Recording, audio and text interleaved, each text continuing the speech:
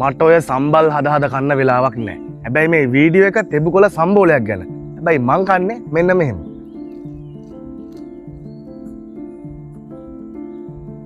කතා කරමු තෙබුකොළ පිළිබඳව ලෝකයෝ විත් සුබේ YouTube channel එකේ. සීනි මාරයා එහෙමත් නැත්නම් දියවැඩියාව කියන්නේ අද අපේ රටේ හැම පවුලකම වගේ කතා බහට ලක් වෙන භයානක රෝගයක්. ඉතින් මේ සීනි මාරයාගෙන් බේරලා ශරීරයේ රුධිරගත සීනි මට්ටම ස්වභාවිකවම පාලනය කරන්න අපේ ගෙවත්තෙන්ම සොයාගන්න පුළුවන් අපූර්ව දිව්‍ය ඖෂධයක් තමයි මේ තෙබුකොළ කියන්නේ. තෙබුකොළ වලට පුළුවන් ශරීරයේ ඉන්සුලින් ක්‍රියාකාරීත්වය ක්‍රමවත් කරලා ලේවල තියෙන සීනි මට්ටම ඉතා ඉක්මනින් අඩු කරන්න. අනවශ්‍ය මේදය දියකර හැරීමටත් උදව් වෙනවා. බඩවැල් වල සෞඛ්‍ය සුරකිමින් මලබද්ධය දුරු කරනවා. ගුණජාති ලස්සන්ට හදන් කන්න ඕනේ කොහොම හරි වණ්ඩියට දාගන්න.